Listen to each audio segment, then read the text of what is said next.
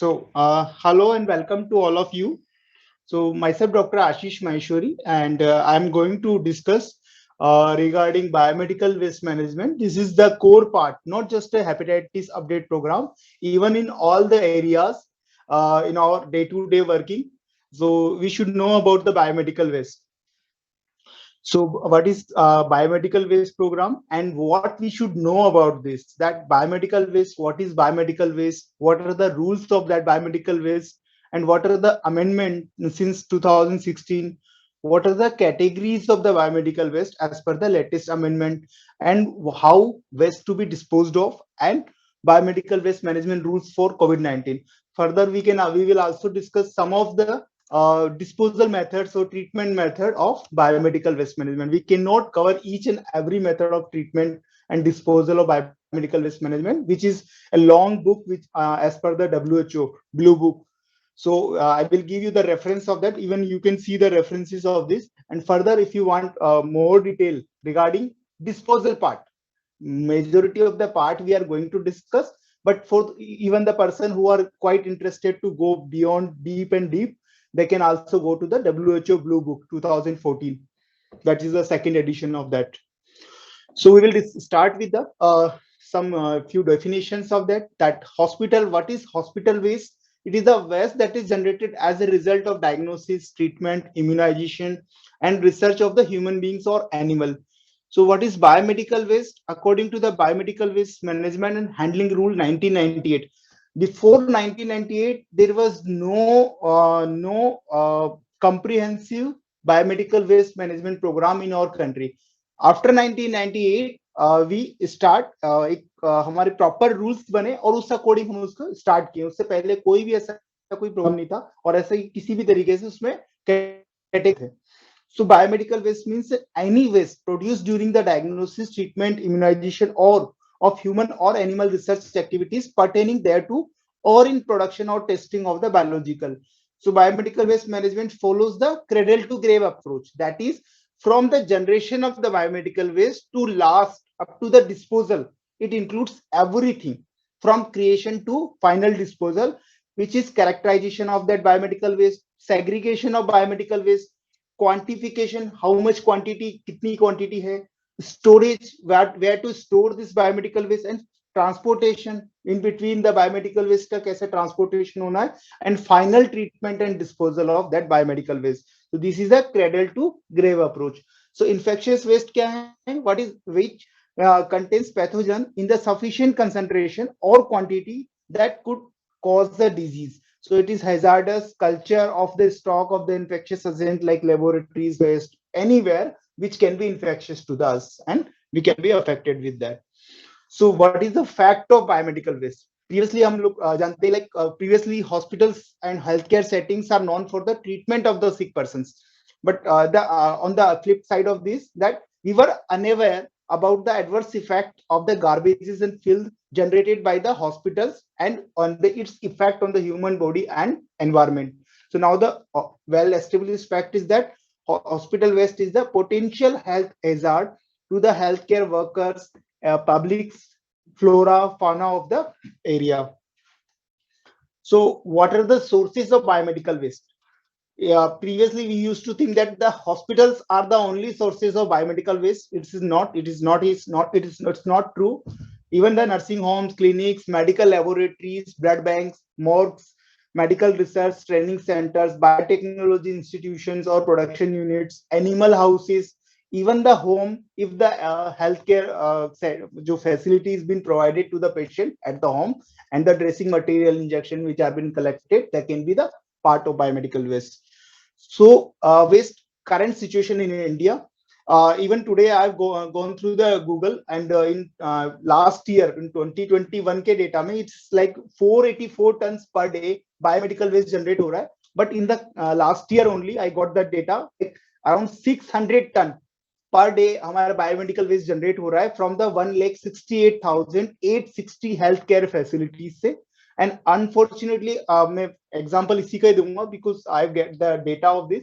Otherwise current situation में ये continuous बढ़ता रहता है. As we know, this is the biomedical waste which is keep on changing, but the trend is on the upward side. Biomedical waste, even around out of that more than 618 ton biomedical waste in last year. 200 ton was from the COVID related biomedical waste.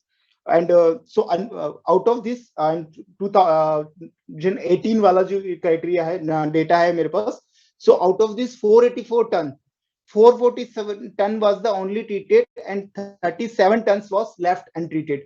Last year तक का data जो है, उससे पहले जो around 2020 तक 92% of the biomedical waste was treated, और last year ये डिप कर गया, 88% तक डिप कर गया. 10-12% अभी हमारी कंट्री में अभी भी ये पूरी तरह ट्रीट नहीं होता. मतलब हमारी कहीं ना कहीं फैसिलिटीज इतनी स्ट्रांग नहीं है, इंफ्रास्ट्रक्चर इतना स्ट्रांग नहीं. So there is like 198 common biomedical waste treatment facilities in the operation, and 28 are under constructions.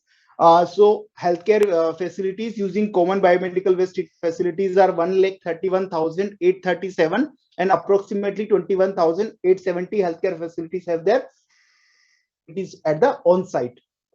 So we will discuss it later on in the detail. So this all biomedical waste management program comes under the Ministry of Environment, Forest and Climate Change. Previously in 1998 rule, it was just Ministry of Environment and Forest. Now from 2016, the major amendment when it came, it added the Ministry of Climate Change. Okay, so and this ये ministry जो rules वगैरह हैं, this they all work through the Central Pollution Control Board, which is the statutory organization under the Ministry of Environmental, Forest and Climate Control. तो ये उसके through work करते हैं. So इसके अंदर तीन चीजें लाइक रूल्स हैं, 1 to 18 रूल्स हैं, शेड्यूल्स 4 शेड्यूल्स हैं which are very important, and 5 forms हैं. So biomedical waste categorization for their segregation, schedule 1 में segregation, collection, treatment, processing and disposal option. Schedule 2 is especially for treatment and disposal of biomedical waste. Schedule 3 is for the list of the prescribed authorities and their corresponding duties, कि कितनी अलग अलग ministry, कितने अलग अलग level पे कौन कौन सी बॉडीज हैं और किसके क्या रोल है, जिसको भी हम कवर करेंगे. And schedule 4, part A and part B. Part A is the label which is pasted on the biomedical waste container. So label for the biomedical waste bag or container, that is part A. और part B क्या है? The label जो biomedical waste container है, जो transport के लिए use होता है. So हमारे हॉस्पिटल में हमने देखा होगा, हमारे जो जितने वार्ड्स हैं, अलग अलग वार्ड्स हैं, अलग अलग इमरजेंसीज एरियाज हैं, लैब एरिया, तो वहां से क्या होता है, वहां पर एक उस हॉस्पिटल की एक टेम्पररी स्टोरेज साइट होती है. तो जो बायोमेडिकल वेस्ट डिफरेंट वार्ड से लेके टेम्पररी स्टोरेज साइट पे लेके जाने के टाइम पे उसको एक बड़े वाले उसमें बायोमेडिकल वेस्ट कंटेनर में लेके जाते हैं. सो उसके ऊपर जो लेबल लगा होता है, that is part B label.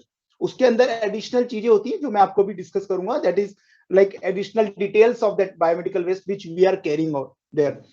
सो वो चीज होगा पार्ट बी के अंदर. नेक्स्ट है फॉर्म 1 to 5. 5 फॉर्म्स है important: accidental reporting, application for authorisation of renewal, authorisation and annual reports, and application for filling the appeal against the order passed by the prescribed authorities. So before we moving towards further in the categories of the biomedical waste, the important timelines क्या हैं. 1998 में पहले आया था biomedical waste की guideline, ऐसा आई told you earlier. उसके बाद कई सारे अमेंडमेंट ऐड होते गए.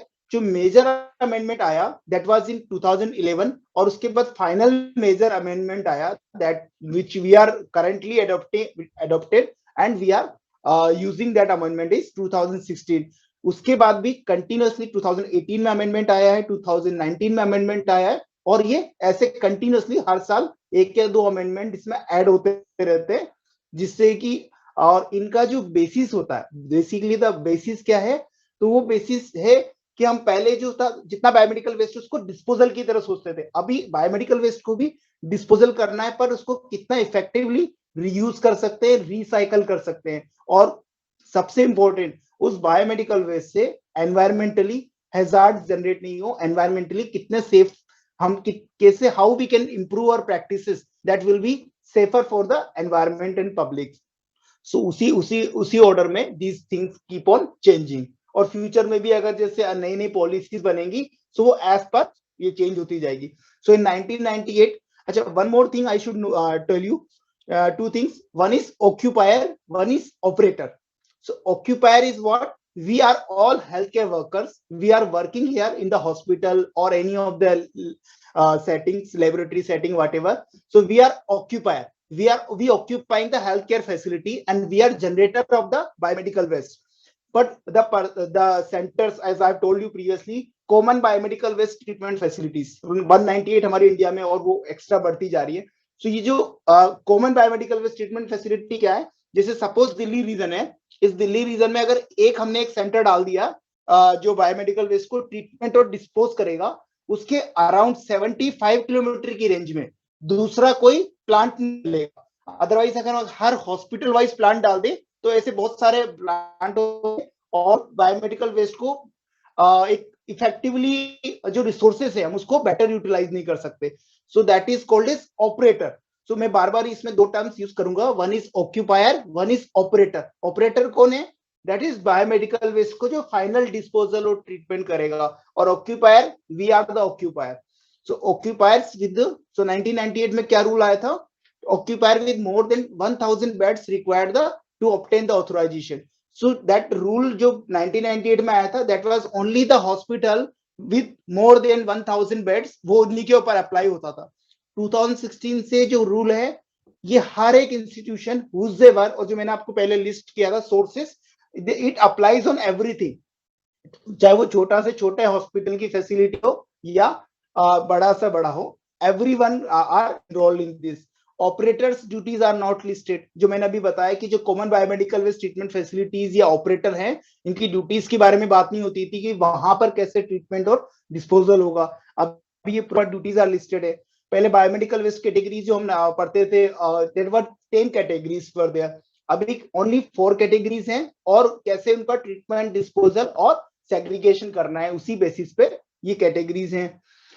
कोई भी फॉर्मेट नहीं था एनुअल रिपोर्ट जनरेशन का. बेसिकली द डेटा, लाइक हम कितना बायोमेडिकल वेस्ट जनरेट कर रहे हैं, हमारे हॉस्पिटल में कौन कौन से डिपार्टमेंट से कहां पे कितना बायोमेडिकल वेस्ट जनरेट हो रहा है, we were not having that data. So previously 1998 में ऐसा कोई डेटा नहीं था. तो 16 में इसका पूरा, 18 में फर्दर इसमें ये मंथली रिपोर्ट, 18 एंड 19 में मंथली रिपोर्ट का भी आएगा कि आपको अपनी जो वेबसाइट है इंस्टीट्यूट की या हॉस्पिटल की, उस वेबसाइट के ऊपर ये अप्लाई होना चाहिए. So format for the annual report has been appended with the rules. पहले 6 शेड्यूल थे, अभी ओनली 4 शेड्यूल्स हो गए. सो फॉर्म्स जो हैं पहले, am I audible to all of you? Fine. So we were there at the schedules. Previously there were 6 schedules, and now only 4 schedules, as we have already discussed. Previously there were 5 forms, and now only 5 forms are there. Previously in 2011 guideline, they added 1 form. 6 forms were there. In 2016 only 5 forms are there. Sodium hypochlorite, which were 1% previously. In 2016 guideline it became 10%, and again in 2018 it became 1%. So we have to use 1% sodium hypochlorite only. So very important, outsourcing of biomedical waste was not mandatory. So I've told you, if previously there was not so much infrastructure of hospital, nowadays a very big infrastructure of the hospital. So outsourcing is strongly recommended if treatment facility is located within the 75 kilometer of the hospital. That means एक common biomedical waste treatment facility है, उसके 75 kilometre के region में कोई दूसरी common biomedical waste treatment facility नहीं हो सकती. सो और जितने भी हॉस्पिटल्स हैं, they are been connected with that CBWTF. So methods of disposal were incineration, autoclaving, microwaving, mutilation, shredding. But इसमें क्या newer methods like pyrolysis, hydrolysis, encapsulation, inertisation, जो नए नए मेथड्स हैं वो ऐड हो गए. फ्यूचर में इसमें और ऐड होते रहेंगे. Previously cytotoxic drugs, chemical solid waste, है ना, they were categorized and they were been discarded into the black bins. अब now they are being discarded into the yellow bin, chemical and cytotoxic drugs. This is very important, we should know. And the waste sharp metal were discarded into the white and blue bag. Now they are being discarded into the transparent puncture proof box. So crux of this 1998 and 2016 is majority of the biomedical rules were for the discarding of the waste in 1998, but now हम we are toward ना waste to wealth की उस पे theme पे जा रहे हैं. Like majority of the waste disposal rules are directed for the recycling of the waste. So how we can recycle the waste? Basically waste से हम वेल्थ बना सकते हैं, क्या वेस्ट को कम से कम करके हमारी जो रिसोर्सेज हैं उसका यूटिलाइजेशन बेटर कर सकते हैं. सो टिल दैट हमने इसके डिफरेंसेस देखे और फर्दर ये अमेंडमेंट ऐड होते जाएंगे. So what are the basic steps of the biomedical waste management? Segregation at the time of generation of the biomedical waste, pre treatment at the site of generation और as per the colour coding, collection of the segregated waste from all the area of the hospitals. And ये depend करता है hospital में कौन से area में कितना biomedical waste generate हो रहा है. Transportation from the various area of the hospital to the common storage site. वहां पे क्या होगा, बार कोडिंग लगेगा, उसका वे होगा कि कितना बायोमेडिकल वेस्ट किस एरिया से कितना आया है, तो वो उसका एक वेइंग होगा. फाइनल उसका ट्रांसपोर्टेशन होगा टू द ऑपरेटर साइट पे एंड आफ्टर दैट इसका फाइनल डिस्पोजल होगा. So this is the we can see the ये बायोमेडिकल वेस्ट के बैग्स हैं डिफरेंट जो हमारे हॉस्पिटल्स में होते हैं, ये कैरी बैग्स हैं. We can see the weighing is weight is there और ये कलेक्शन सॉर्टिंग हो गया, बार कोडिंग हो गया, स्कैनिंग एंड रिपोर्ट जनरेशन कि हमारा कितना बायोमेडिकल वेस्ट हुआ. सो इसकी एक एनुअल रिपोर्ट होती है. अभी हमारे किसी भी हॉस्पिटल के अंदर हम जब साइट पे जाते हैं तो बायोमेडिकल वेस्ट की एनुअल रिपोर्ट का डेटा अवेलेबल होता है. This is as per the government rule now. So we will go step by step now. Segregation. So segregation of the entire waste generated in the hospital should be done defined waste categories. Segregation से क्या ensure करता है? That treated according to the hazard of the waste, correct disposal routes are taken and correct transportation equipment are used. And how it helps? Recycling is a good environmental practice which can also double the revenue generating activity. So recycled plastic material can be used for non food graded items. जो हमारे जो जिसे bathroom वगैरह में बाल्टी मग्गे वगैरह जो भी हैं, मतलब बकेट्स उनमें मग्स हैं, तो उसमें ये नॉन फूड ग्रेड आइटम्स के जो प्लास्टिक वगैरह हैं वो भी बन सकते हैं. Just an example. सो और अदरवाइज जो जनरल वेस्ट है वो बायोडिग्रेडेबल वेस्ट है, वो हम उसको कंपोस्ट कर सकते हैं हॉस्पिटल के प्रीमाइसिस के अंदर ही, तो उसको गार्डनिंग पर्पसेस के लिए यूज कर सकते हैं.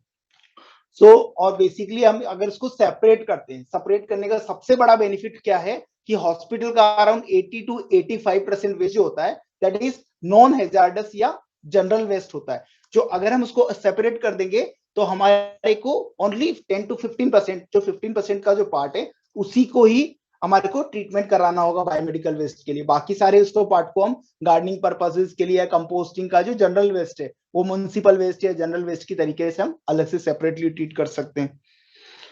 So what are the key facts? Operator of the common biomedical treatment facility will assist in the training of the healthcare facilities from where the waste is being collected. Biomedical waste have been classified into the 4 categories based on the color code. So the segregation has been improved. One of the main principle of the disposal of biomedical waste is the segregation has to be done at the source. This is the most important point. Ki whenever we have to segregate all the biomedical waste when we are dealing with the biomedical waste and when we just discard it. So at the source when we are generating the biomedical waste. So untreated human anatomical waste, animal anatomical, whatever the waste in the our hospital area or in the premises should be at the maximum 48 hours के लिए है. Basically WHO के अंदर वो 72 hours भी बताते हैं, but वो टेम्परेट क्लाइमेट जो है जिनमें कम गर्मी पड़ती है उन वाले कंट्रीज के लिए 72 आवर्स है. पर हमारे India we are in the warm climate है, so it is only 48 hours. So we can see these are the 4 containers for the biomedical waste: yellow, red, blue, and transparent puncture container.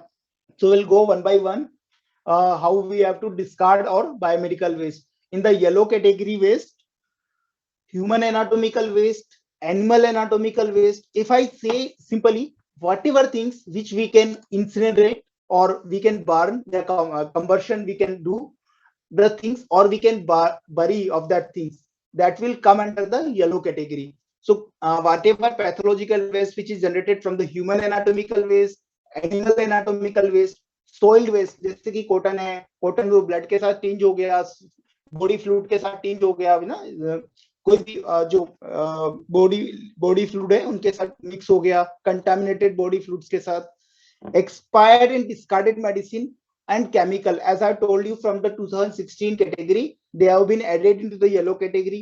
Discarded linen, mattress, bedding contaminated with the blood and body fluid. तो अगर उससे कहीं भी contamination है तो that will be in the yellow category. And yellow colored non chlorinated plastic bags, ये non chlorinated plastic bags का भी है क्योंकि डायोक्सिन और फ्यूरेंस, बेसिकली ये सारा का सारा येलो कैटेगरी वाला इंसिनरेशन के लिए जाएगा. और वेनेवर जो क्लोरिनेटेड पार्ट होगा इंसिनरेशन में क्या होगा, इससे डायोक्सिन और फ्यूरेंस जनरेट होगा. तो इसलिए इसके लिए नॉन क्लोरिनेटेड क्या प्रपोजल है फ्रॉम 2018. सो इनका ट्रीटमेंट कैसे करना है, इंसिनरेशन और प्लाज्मा पायरोलिसिस. सो फर्दर उसका बेटर तरीके से मैनेजमेंट है. इंसिनरेशन का ही नेक्स्ट फॉर्म है इंसिनरेशन और deep burial. In the absence of the above facilities हम डीप बरियल भी कर सकते हैं, और autoclaving, microwaving can be done. और लाइक मेडिसिन है तो expired cytotoxic drugs, items contaminated with cytotoxic drugs for incineration at the temperature more than 1200 degree centigrade. all other discarded medicine can be disposed by the incineration. So discarded again, so discarded linen वगैरह ये will, they will be non-chlorinated. Chemical disinfection will be done and then incineration. Chemical waste, as I have told you, chemical waste will go into the yellow category and they will be discarded as per the incineration. Chemical liquid waste, this is the most emerging in 2019 and 20 जो amendment है, latest amendment, उनमें भी chemical liquid waste की बात की है. और effluent treatment plants, तो जितना भी जो लिक्विड वेस्ट है इनको येलो कैटेगरी में डालना है. और इनका बेसिकली इनको न्यूट्रलाइजेशन टेक्निक्स होती हैं अलग अलग. जितना भी हमारे हॉस्पिटल का जो ब्लड वाला पार्ट है, जितना कंटामिनेटेड है, जो सिंक्स वगैरह के थ्रू जाता है, तो they should be first go to the effluent treatment plant. Neutralization, precipitation, many of the steps are there for the effluent treatment plant which is at separate entity. तो उसके अंदर होना है. और उसके बाद जब वो डिकंटामिनेटेड होगा वेस्ट, उसमें से उसको पार्ट को, तो जो डिकंटामिनेटेड पार्ट है उसका जो फ्लूइड वाला पार्ट है उसको तो म्युनिसिपल वेस्ट के अंदर साथ में हम भेज सकते हैं, और जो उसका स्लज वाला पार्ट है वो हम उसको अलग से डिस्कार्ड कर सकते हैं. So after the resource recovery the chemical liquid waste shall be pretreated before the mixing and other waste water and combined discharge shall be dispensed through the effluent treatment plants. Microbiology, this is very important. Microbiology, biotechnology and other laboratory waste or discarded blood and blood components, they all will go into the autoclave safe plastic bag. इसके लिए chlorinated वाला बात नहीं है, इसमें सबसे important है इनको पहले ऑटोक्लेव करना है, और ऑटोक्लेव करने के बाद में इनको इंसिनरेशन के लिए भेजना है. सो प्री ट्रीटमेंट कैसे करना है, हमें इसको ऑटोक्लेव करना है या लो हीट ट्रीटमेंट करना है, देन उसके बाद हाई हीट ट्रीटमेंट या इंसिनरेशन टेक्निक पे जाना है. So to summarize all the things which go into the yellow bin, again we will see human anatomical waste, dressing, plaster, cast, cotton, swab, whatever which are been contaminated, which they will go. Laboratory waste, culture plates, blood bags हो गए, discarded linen, mattress which are contaminated with the body fluids, discarded medicine, chemical waste and chemical liquid waste, they will go all into the yellow category. Even the live attenuated vaccines will also go into the yellow category only. Next is white category or translucent. Basically this is translucent category. So waste container कैसा है, इसकी container की property बहुत important है. This should be puncture proof, leak proof and tamper proof. Okay, so किसी भी तरीके से आप इसको मोल्ड कर सकते हैं, that is tamper proof. आप पंचर नहीं होगा क्योंकि नीडल्स में शार्प होगा, तो it should B puncture proof and leak proof. कुछ भी आपका जो मटेरियल है जो स्पिल नहीं होगा और कहीं भी प्रॉब्लम नहीं होगा. तो दिस शुड बी द, ये तीनों चीजें इसकी, ये वाला कंटेनर बहुत इंपॉर्टेंट है, puncture proof, leak proof and tamper proof. So इसके अंदर क्या आएंगे, needles, syringes with the fixed needle from the needle tip, cutter, burner, scalpel, blades or any other contaminated sharp object that may cause puncture or cut. Anything, if you just click or we can think that whichever can prick cause or cut, जिससे भी हमें cut लग जाए, prick लग जाए, they all things will come into the white translucent category, that is puncture proof containers or translucent category.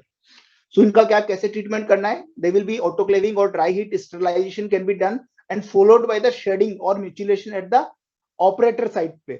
encapsulation in the metal container or cement concrete.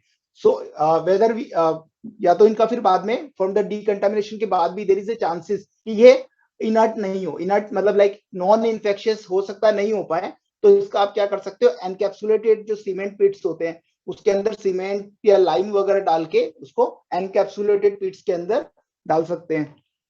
और final disposal, या फिर इनको अगर ये आप कंटामिनेटेड हो गया, इसको जो ऑथोराइज आयरन फाउंड्रीज हैं उसके अंदर भी भेज सकते हैं ताकि इसका रिसाइकलिंग हो सकती हो।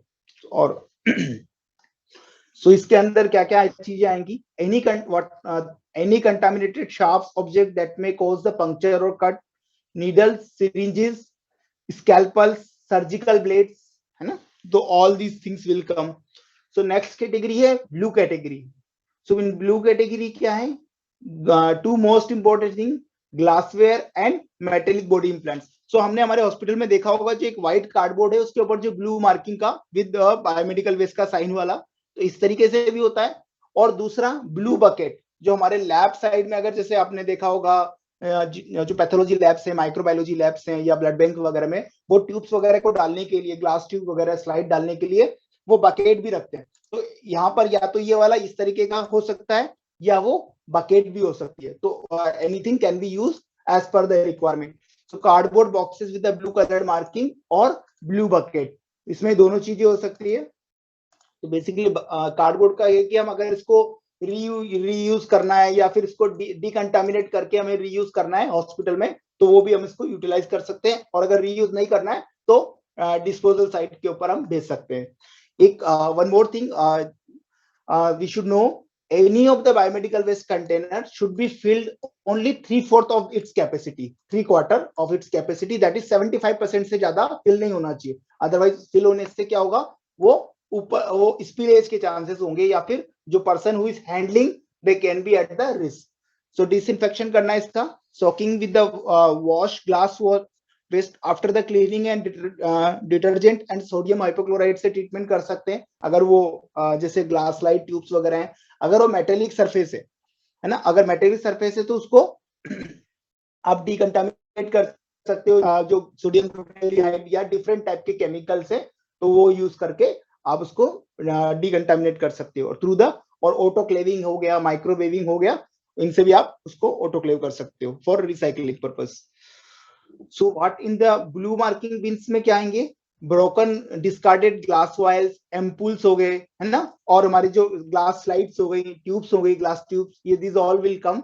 और उसके बाद क्या, एडिशनली मेटेलिक बॉडी इम्प्लांट्स, जो हम इसको वापस रीयूज कर सकते हैं। As I have told you, shown you in this slide, you can see these are the quite costly, in the orthopaedic में जो बड़े कॉस्टली वो आते हैं, तो इनको हम अगर प्रॉपरली इसको रीयूज कर सकते हैं तो they can be reused with the decontamination.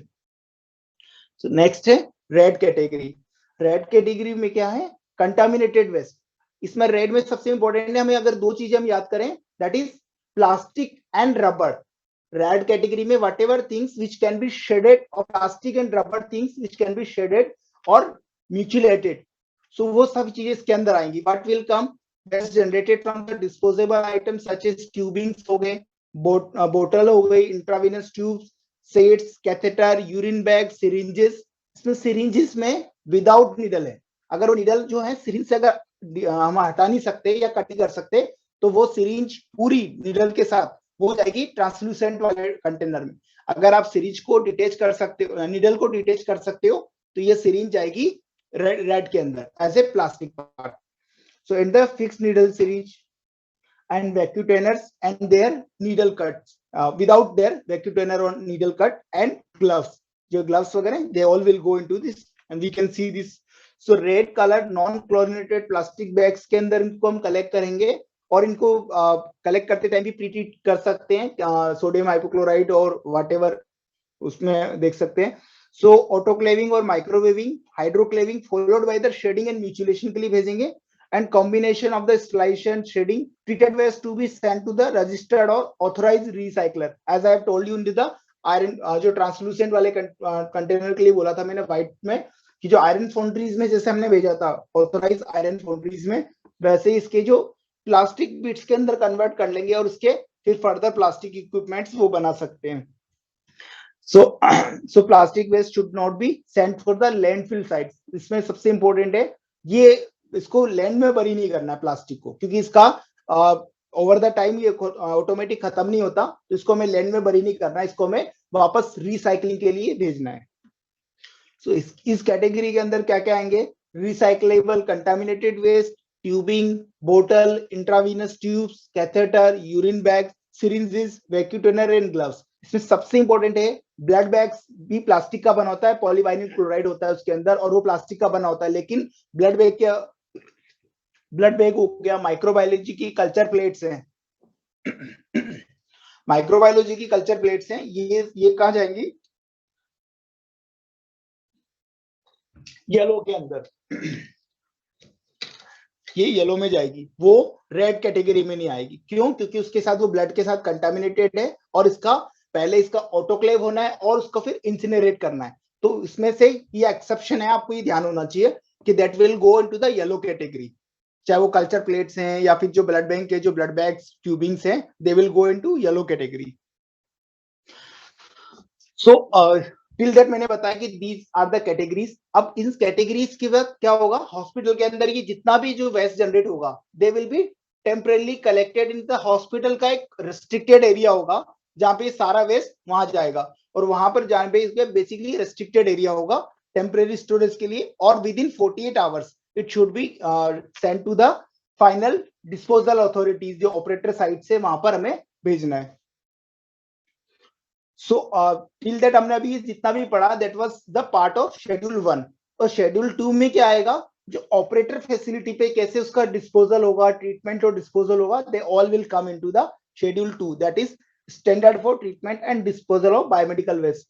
So basically standard for incineration, plasma pyrolysis, autoclaving, microwaving, deep burial, heat distillation and many more methods है। ऐसा नहीं, just I've enumerated few of the major methods, but इसके अलावा भी कई सारे methods हैं which we can go through the WHO guidelines. Name of that book is Blue Book of last edition is like second edition of 2014, पर additional भी है उसके 2017 और 19 में भी एक दो books हो रहे हैं, so you can go through that. So after the schedule 2 of the treatment and disposal, schedule 3 जिसमें क्या होगा? किस लेवल पे किस की क्या ड्यूटीज हैं, what are the authorities and what are their corresponding duties. ये हमें बहुत इंपॉर्टेंट है, क्योंकि हमें जब लाइसेंसिंग करना होता है या हमारे को किस मिनिस्ट्री से या किस अथॉरिटी से हमें इसमें डिस्कशन करना है, हमारे हॉस्पिटल में अगर बायोमेडिकल वेस्ट की फैसिलिटी है तो हमें ये पता होना चाहिए। So as per schedule 3, so ministry of environmental, forest and climate change, जो मैंने कहा था कि जो मेन मिनिस्ट्री है इसके पीछे, ये क्या करती है? सारी पॉलिसी मेकिंग का है, पॉलिसी मेकिंग और फाइनेंस। तो जितना भी पॉलिसी बनाना है या फाइनेंस, जितना भी फाइनेंशियल सपोर्ट देना है, तो ये MEFCC के अंडर में आएगा। नेक्स्ट क्या है? Central state ministry of health and family welfare. ये बहुत इंपॉर्टेंट है, हमारे जितने भी हेल्थ केयर फैसिलिटीज हैं वो कहाँ पे आते हैं? Ministry of health and family welfare. तो जितना भी लाइसेंसिंग की जो भी चीज होगी that will come under the MOHFW, जबकि जो हमारा जो पॉलिसी मेकिंग वाला पार्ट है BMW के लिए, वो ये बनाएगा MEHFW, ministry of environmental, forest and climate control. लेकिन जो MOHFW है वो हमारे हॉस्पिटल की या ऑपरेटर साइड की जितने भी लाइसेंसिंग की जितनी भी बात होगी, दे will B from the MOHFW। अगर यही सेम अगर मिलिट्री के लिए है तो वो क्या होगा? मिनिस्ट्री ऑफ डिफेंस के अंडर आ जाएगा फॉर द लाइक, जैसे हमारे मेडिकल कॉलेज का जो भी है या हॉस्पिटल का जो भी है, दैट विल बी MOHFW। अगर मेडिकल कॉलेज है आर्म फोर्सेस के हैं तो वो मिनिस्ट्री ऑफ डिफेंस के अंदर आएगा, लाइसेंसिंग और everything. Central pollution control board, जो मैंने आपको बताया था कि MEFCC जो है, ministry of environmental, forest, climate control, ये इसके अंडर में मेन बॉडी जो है central pollution control body.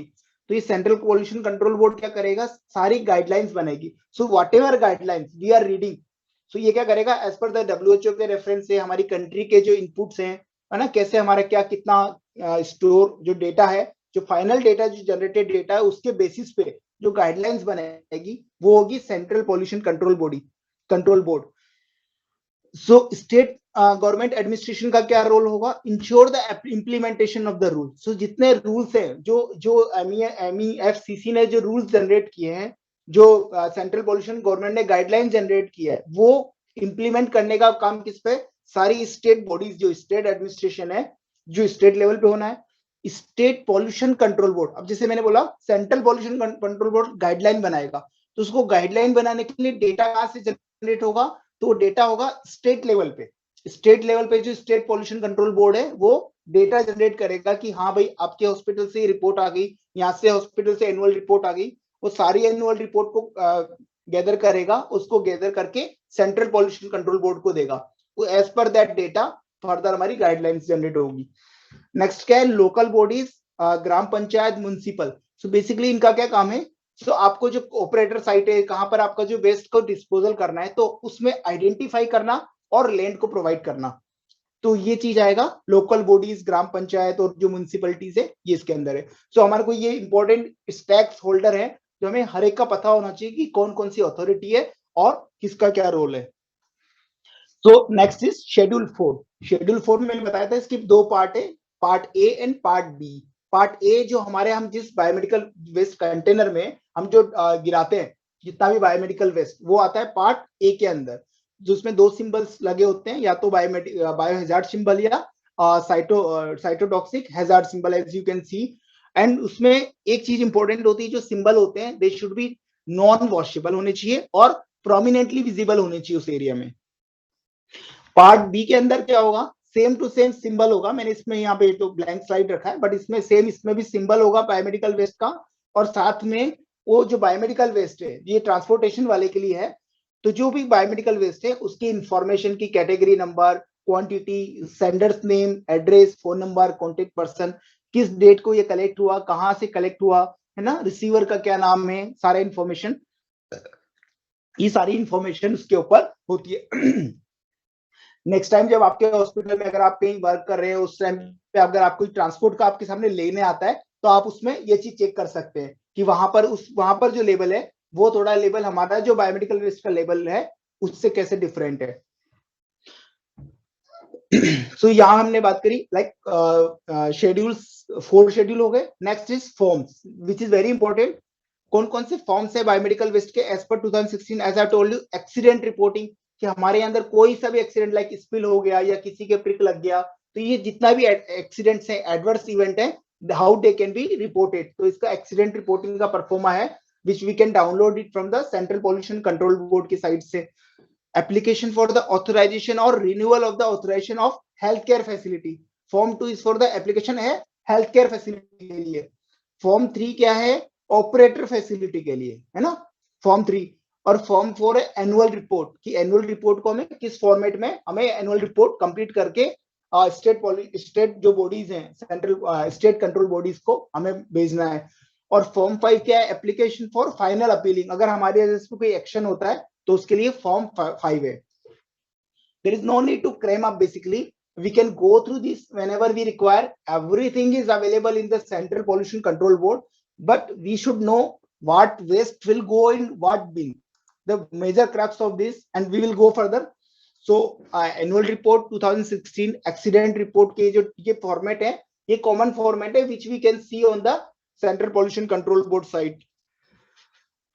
Next is cleaning agent and disinfectants, जो हम कॉमनली यूज करते हैं। I am not telling each and everyone, but what commonly we are using is 1% freshly prepared sodium hypochloride can be used as disinfectant on cleaning and disinfection.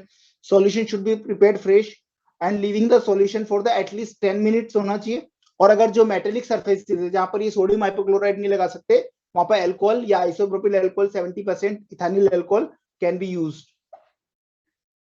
So frequency क्या होना चाहिए, हमारे जो common जो touch areas हैं उनको high touch surfaces, लो touch surfaces area को touch करने की, तो उनको हमें क्लीनिंग की 3 to 4 आवर्स के अंदर करना है हाई टच सरफेस में।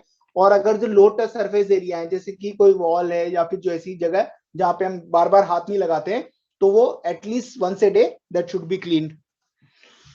सो safety measures for the biomedical waste disposal क्या क्या है, all the generators of the biomedical waste should adopt the universal precaution and appropriate the safety measures while handling the biomedical waste. It should be ensured that drivers, collectors, and other handlers are aware of the nature of the biomedical waste and the risk from this, and written instructions provided should, like SOPs should be there. For this whenever there is spillage, या उसको कैसे उठाना है, कैसे लेके जाना है, कैसे ट्रांसपोर्ट साइड पे डील करना है, कितना उसको भरा होना चाहिए, कितना उसमें आपको क्या करना है, तो इन सब चीजों का एक एसओपी होना चाहिए। प्रोटेक्टिव गियर्स, जो मैंने बोला कि प्रोटेक्टिव गियर्स हमेशा पहनने चाहिए, उनको कैसे यूज करना है उसके भी प्रॉपर इंस्ट्रक्शंस होने चाहिए। एंड वर्कर्स सबसे इंपॉर्टेंट है, they should be vaccinated as from previously classes you must have gone. They all workers who are the part of the hospital healthcare facility or the person who are handling the biomedical waste, they should be vaccinated at least for hepatitis B and tetanus toxoid. So till that we have discussed till how biomedical waste के rules क्या हैं, biomedical waste हम कहाँ कहाँ पे डालेंगे और कैसे इनका क्या क्या फॉर्म्स, क्या क्या गाइडलाइंस हैं। अब हम देख एडिशनली कोविड का, जो मैंने बताया कि कोविड का भी काफी ज्यादा around 1/4 of the biomedical waste is related with the COVID biomedical waste from last 2 years. So basically इसके अंदर कुछ भी ऐसा स्पेशल नहीं है, दो चीजें हैं। कोविड का जो बायोमेडिकल वेस्ट है वो that should be treated and that should be collected, transported and treated separately, that should not be mixed with the other biomedical waste of the hospital. So हम पहले हम क्या करते थे, हमारे हॉस्पिटल का बायोमेडिकल वेस्ट को जनरल वेस्ट से अलग करते थे। अभी क्या, जो हॉस्पिटल का बायोमेडिकल वेस्ट है कॉमन वाला, जितना भी बायोमेडिकल वेस्ट है, that should biomedical waste of the COVID will be the separate entity, और वो डायरेक्टली फाइनल डिस्पोजल साइट पे जाएगा, और उसका जो डिस्पोजल होगा वो भी सेपरेटली होगा। These are as per the recent guideline. Future में अगर गाइडलाइन फिर बदलती है कि इसको मिक्स करके कैसे जाना है, वो हो सकता है। इसके अलावा एक और चीज, इसमें कोविड-19 वेस्ट का लेबल होना चाहिए, ठीक है। तो दो चीजें इसमें हमने देखा कि जो आपके पास ये कंटेनर्स हैं, पूरा का पूरा कोविड-19 से रिलेटेड सारा का सारा वो एकदम सेपरेट ट्रांसपोर्ट होगा, अलग जाएगा। और दूसरा, बायोमेडिकल वेस्ट के सिंबल वैसे के वैसे ही रहेंगे, बट एडिशनली उस पर कोविड-19 का लेबल भी एक अलग से ये लगेगा। हर एक बायोमेडिकल वेस्ट पे यू कैन सी द कोविड-19 बायोमेडिकल वेस्ट। तो ये एक और चीज होती है क्वारंटाइन सेंटर। अब थोड़ा सा क्वारंटाइन सेंटर्स का कम हो गया, पर अदरवाइज क्वारंटाइन सेंटर के अंदर जो बॉडी के सिक्रेशंस वगैरह हैं, फ्लूइड वगैरह जो खांसने छींकने, तो ये सारा का सारा कहाँ जाएगा, येलो कैटेगरी में। तो वो येलो कैटेगरी वाला जाएगा और वो सीधा ट्रांसपोर्ट होके सेपरेटली उसका ट्रांसपोर्टेशन और डिस्पोजल ऑफ होगा, ट्रीटमेंट एंड डिस्पोजल।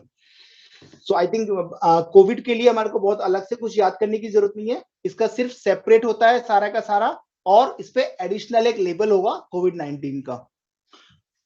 सो अब हम एक बेसिकली जो शेड्यूल 2 के अंदर जो I skip the things, I have told you that the common things we will discuss in the common things what, जो बेसिकली ज्यादातर जो हमारे कुछ चीजें तो हमारे हॉस्पिटल के अंदर भी इसको प्री ट्रीट कर सकते हैं, और कुछ चीजें जो ऑपरेटर साइड के ऊपर होने वाली है।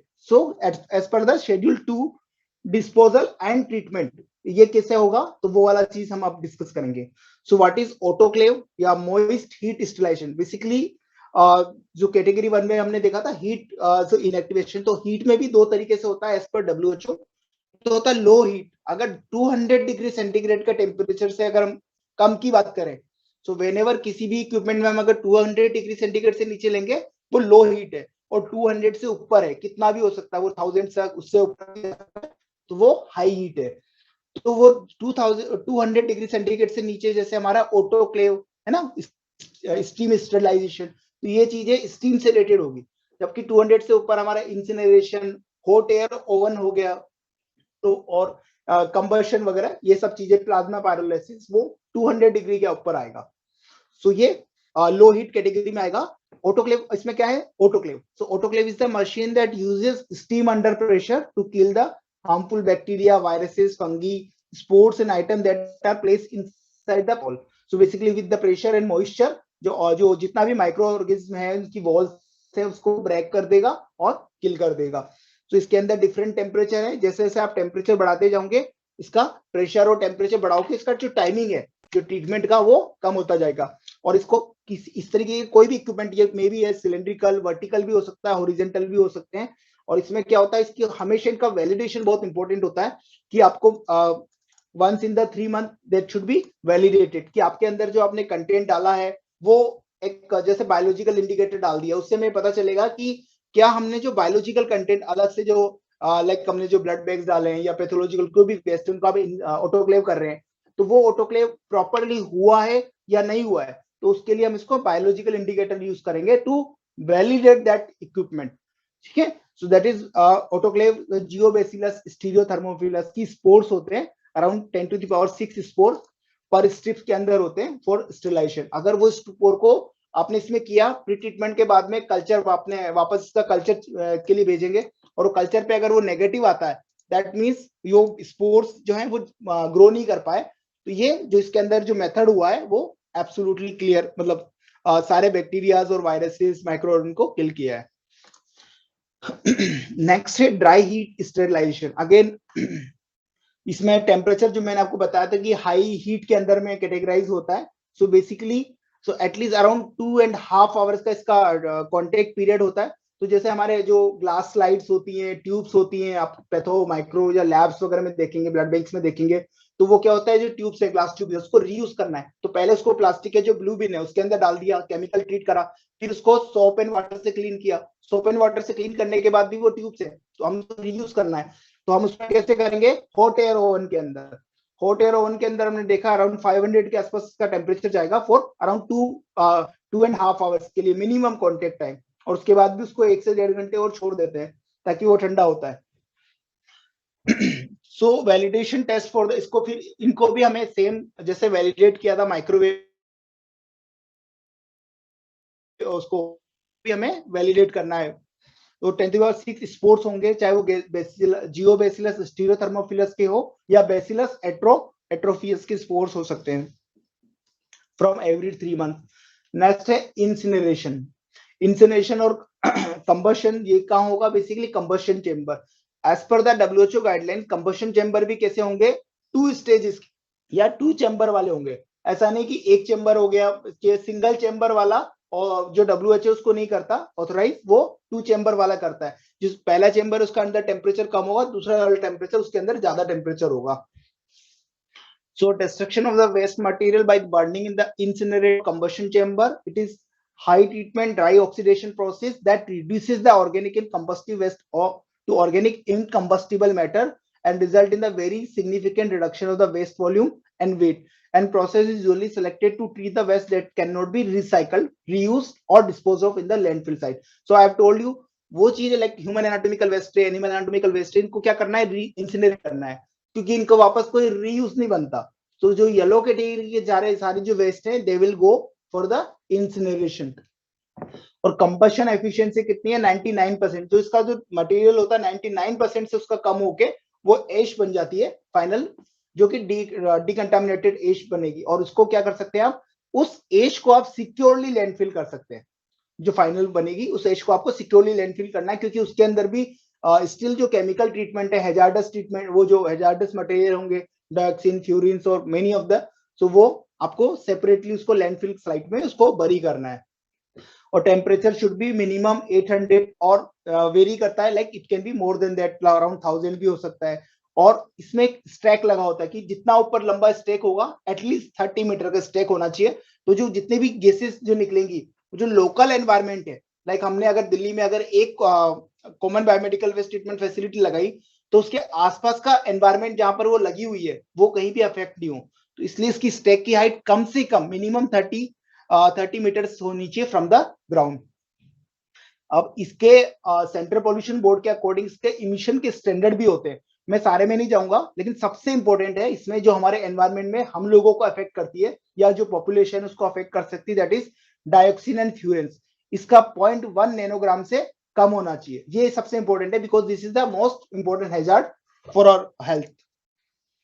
नेक्स्ट है इंसिनरेशन का ही बेटर फॉर्म है प्लाज्मा पायरोलाइसिस और गैसिफिकेशन। जो हमारी कंबशन एफिशिएंसी थी 99%, उसको 99.99% तक उसका जो ऑर्गेनिक मटेरियल उसको पूरा पूरा खत्म कर देता है, that is plasma pyrolysis method. और इससे फ्यूचर में जो वेस्ट टू वेल्थ वाला है, जो इलेक्ट्रिसिटी जनरेशन और ये कई चीजों में इसको फर्दर एडवांसमेंट की तरफ ये नेक्स्ट जो फ्यूचर आप बोल सकते हैं। और ये इसका एक जो एक सेंटर इसका अहमदाबाद में, अभी इसका एक प्लांट अभी अपने कंट्री में शायद अभी तक अहमदाबाद में ही लगा है। आई डोंट नो और भी इसके लग गए कि नहीं लग गए, लास्ट जो मेरे को जो इन्फॉर्मेशन है, अहमदाबाद में इसका एक प्लांट है। So plasma pyrolysis is the technology is the disintegration of organic compound into the gases and non leachable plasma, हमने प्लाज्मा इज एक plasma is not the blood का जो प्लाज्मा पार्टिकल वो नहीं है, प्लाज्मा इसको इस प्लाज्मा फॉर्म में ले आता है जो बेसिकली उसकी बिल्कुल जो मटेरियल को बिल्कुल सेपरेट कर दे मॉलिक्यूलर लेवल पे। सो solid residue in the oxygen starved environment, इसमें सबसे इंपॉर्टेंट है कि कम से कम ऑक्सीजन यूज हो रही है। And plasma particle utilises the large fraction of the electrons, ions, excited molecules together with the high energy radiation for decomposing the chemicals. So we can see this equipment pura. So combustion efficiency is quite high and complete destruction of the waste destroy the pathogen by the UV radiation. हम इसमें ना कुछ burn नहीं कर रहे हैं, तो इसमें ऑक्सीजन जो ऑक्सीजन डिप्राइव्ड एनवायरनमेंट होगा, एंड इससे बर्न नहीं करने का सबसे बड़ा एडवांटेज क्या है, नाइट्रस ऑक्साइड और डाइऑक्सिन इमिशन जो होगा बिल्कुल भी नहीं होगा। So this is the future of like हम जो अभी आज इंसिनरेशन कर रहे हैं, फ्यूचर में धीरे धीरे प्लाज्मा पायरोलाइसिस की तरफ भी शिफ्ट हो सकते हैं। So low man power requirement, environmental friendly, but cost is the biggest, है ना। जो कॉस्ट, हमें ऐसा नहीं कि हमने क्यों नहीं अडॉप्ट कर लिया सब जगह, सो कॉस्ट इसमें सबसे बड़ा वो फैक्टर है। और जो मैंने आपको बताया कि हम इससे फ्यूचर में इससे इलेक्ट्रिसिटी भी जनरेट कर रहे हैं, क्योंकि इसको हम क्या कर रहे हैं, मॉलिक्यूलर लेवल पे ब्रेक कर देते हैं। जो भी जो कंपोनेंट है, जो नॉन रीजनरेटेबल पार्ट है, उसको मॉलिक्यूलर लेवल पे कन्वर्ट कर देते हैं। तो उसको अगर मॉलिक्यूलर लेवल पे कन्वर्ट करके उससे इलेक्ट्रिसिटी भी जनरेट कर सकते हैं, या जो भी इनके फर्दर इंजीनियरिंग है दे can be followed. So other method है like encapsulation, inertization, hydrolysis. As I told you, these are the addition to the previously जो 1998 से उससे थे। So encapsulation का आप encapsule से आपको पता है कि कुछ ना कुछ चीज को कैप्सूल में ऐड कर देना। So waste disposal method that takes the hazardous material in the containers made of the impervious and non-reactive material. So containers are sealed with the concrete, plastic, steel for burial and storage. Like हमने एक पूरा का पूरा एक cement का एक वो capsule सा बना दिया, उसके अंदर हमने सारा जो लैंडफिल वाला जो है, या उसको जो हमें जो कंटामिनेट नहीं करना है एनवायरनमेंट के साथ, जो हमारा जो वाटर है, ग्राउंड वाटर, या जो एनवायरनमेंट में कोई भी जो एनिमल्स है कहीं भी उससे नहीं टच में आए, तो उसको बंद करके सीमेंट का वो बना के एनकैप्सुलेट कर दिया। नेक्स्ट होता है इनर्टाइजेशन। अगेन जैसे जो मैंने बताया था कि जो शार्प हैं, जो नीडल्स हैं, वो क्या है, अगर कहीं भी एनवायरनमेंट के उसमें आएगी, हमने उसको हो सकता है डिकंटामिनेट किया, लेकिन फिर भी हो सकता है डिकंटामिनेट नहीं हो, या तो फिर उसमें क्या कर सकते हैं, इनर्टाइजेशन। इनर्टाइजेशन के क्या होगा, जो मेटल है उसके साथ हमने सीमेंट डाल दिया, लाइम डाल दिया, कैल्शियम ऑक्साइड वगैरह, तो उससे क्या होगा, वो आपस में एक दूसरे से रिएक्शन करेंगे और एक दूसरे को इनर्ट कर देंगे।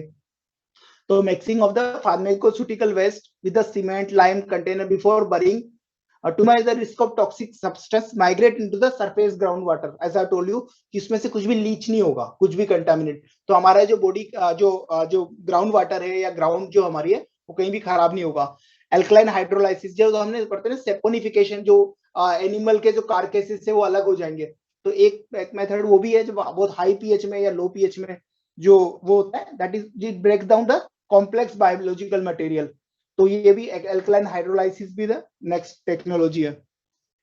सो this is the disposal, we can see the encapsulated pits, है ना, फाइनली ये डिकम्पोज के हैं, और ये this is not the method we should use.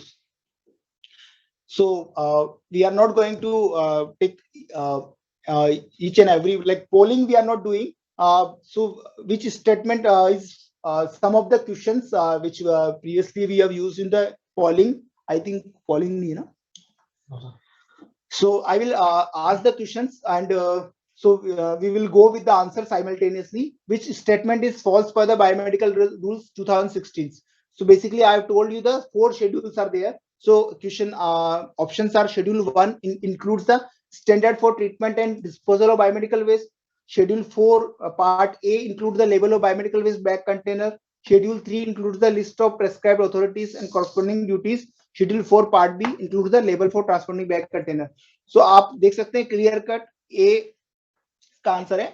तो first answer schedule 1 include the standard for treatment and disposal. Basically ये schedule 2 के अंदर आता है। शेड्यूल 1 के अंदर जितना भी हमारा सेग्रीगेशन है ना, कैरेक्टराइजेशन और ट्रांसपोर्टेशन है, वो सारा उसमें आएगा। नेक्स्ट है which statement is false for biomedical rule. जो फॉल्स स्टेटमेंट क्या है? So central pollution control board responsible for create the guidelines. Yes, बिल्कुल करेक्ट है। Ministry of Environmental, Forest and Climate Change is responsible for the grant of the license. State Pollution Control Board responsible for compilation of data and submission of annual report. बिल्कुल correct है। state government administration is responsible for ensure the implementation of rules and regulation? So answer is Ministry of Environment and Forest is responsible for grant and license नहीं होगा. Licence हमारे को किससे मिलेगा? मैंने बताया था ministry of health and family welfare. ये लाइसेंस का ही ध्यान रखना है कि हम ऐसा नहीं कि हम ये पॉल्यूशन कंट्रोल बोर्ड के लाइसेंस की बात कर रहे हैं. ये लाइसेंस हमें ministry of health and family welfare से मिलेगा. जब भी हम किसी में अप्लाई करते हैं, नया हॉस्पिटल बना रहे हैं, तो ये हमारे को पता होना चाहिए. और again false statement. Biological indicator for the autoclave shall be Geobacillus stearothermophilus 10⁶ spores. Correct है. Biological indicator for the microwave shall be Bacillus atrophis 10⁴ spores. ये भी करेक्ट है. कंबशन एफिशिएंसी कितना होना चाहिए पायरोलाइसिस की? 99.99%. यहाँ पर है 99%. सो this is wrong. I think वो पॉलिंग होता तो आई थिंक आप लोगों के लिए काफी इंटरेक्टिव होता. पॉलिंग नहीं. सो नेक्स्ट में पॉलिंग भी रख ली. So autoclaving and microwaving are done for which of the following type of medical waste? So अब हमारे को कौन कौन से वेस्ट का ऑटोक्लेविंग और माइक्रोवेविंग कर सकते हैं? इसमें से human anatomical waste, cytotoxic waste, microbiological waste and recyclable contaminated waste. So what is recyclable contaminated waste है जिसको हम ऑटोक्लेविंग और माइक्रोवेविंग कर सकते हैं. फीटस हो गए, placenta, extracted tooth, these are all what? ये कौन से में जाएंगे? येलो में जाएंगे. Basically these are all pathological waste, so they will be discarded in the yellow container. Next क्या है? Syringes without needle, fixed needle syringes with their needle cut. So basically इसमें शार्प वाला पार्ट नहीं है, तो ये सिरिंज है. ये क्या है? प्लास्टिक पार्ट है. तो ये कहां जाएगा? रेड के अंदर. Arthroscopy blade which is discarded in which container? So arthroscopy blade क्या है? आपका ब्लेड है. तो ये क्या कर सकता है? कट कर सकता है. तो ये white puncture proof and leak proof container में जाएगा. एनिमल कार्केसिस, आपको पता है बेसिकली एनिमल कार्केसिस क्या है? बेसिकली एनिमल पार्ट है और पैथोलॉजिकल पार्ट है. सो अगेन ये येलो में जाएगा. मेटल एक्सटर्नल वायर है मेटल वाला. बेसिकली इसमें पर ये नॉन वो है पियर्सेबल, या तो कहीं ना कहीं इसको हम ब्लू में इकट्ठा कर सकते हैं जो कार्डबोर्ड है. तो अगर डिकंटामिनेट करके इसको रीयूज करना है तो वो कर सकते हैं, या फिर इसको ऑपरेटर साइट के ऊपर भेज सकते हैं. दोनों में से. ICT test card, ELISA plates जो ये लैब्स के अंदर होती हैं, वो कहाँ जाएंगी? Basically these are made of plastic, है ना. और बेसिकली इसके अंदर कोई ब्लड फिल्म भी नहीं है और उसको आप इजीली डिकंटामिनेट कर सकते हो. तो ये प्लास्टिक है, तो वो कहाँ जाएगा? रेड के अंदर. कार्डियोप्लेजिया नीडल, सर्जिकल स्टेप नाइफ. सो हमें क्लियर नाम से पता है कि ये नीडल है और नाइफ है जो कि कट लग सकता है. लीक प्रूफ कंटेनर में जाएगा. नेक्स्ट है डिस्पोजेबल मास्क है, गाउन है. So single use non linen based है. तो ये कहां जाएंगे? इन येलो में जाएंगे. Glass slides, glass pipettes, as we have discuss, ये ब्लू वाले में जाएंगे for decontamination and reuse. So discarded container of the chemical disinfectants. So आप अभी हमने पढ़ा था कि केमिकल एंड साइटोटॉक्सिक, उसके लिए क्या है? येलो. सो ये येलो में जाएगा. Cover of the follies catheter of HBs positive patient. ये बड़ा ट्रिकी क्वेश्चन है. इसमें सिंपल पूछा हुआ है एक्चुअली. हम अगर देखें तो this is the cover. Follies catheter को हम यूज करने वाले हैं किसी पेशेंट के लिए, पर उसके ऊपर कोई कवर चढ़ा हुआ है, तो उस कवर को हमें ब्लैक में डालना है. It's a cover. मैंने इसमें तीनों चीजें, कवर अगर है तो ब्लैक में जाएगा. फॉलीज कैथेटर पेशेंट में यूज हो गया, दैट इज द प्लास्टिक और real, that will go into the red. और जो एचबीएस पॉजिटिव पेशेंट का जो सिक्रेशन हो सकते हैं, या पेशेंट के कोई कॉटन से रिलेटेड हमने क्लीन किया, तो वो कॉटन जाएगी येलो में. सो हमें ये इसमें क्लियर में थोड़ा सा इसलिए थोड़ा ट्रिकी सा रखा था. तो एक कवर जो है that will go into the black. Silver x-ray film developing liquid, ये क्या है? केमिकल वेस्ट है हॉस्पिटल के अंदर जनरेट. तो ये जाएगा येलो के अंदर. Live attenuated vaccine, live vaccine है जो कि कहीं भी इन्फेक्शियस भी हो सकती है, तो they will go into the yellow only. So these were the questions, basic questions थे. So if any of your query you can ask, we will try to answer. We discuss all these things. So there's one question. What about cleaning? All record maintenance done by doctor. Basically इसकी कोई special कोई guideline तो नहीं है कि सारे records जो doctors को रखने हैं.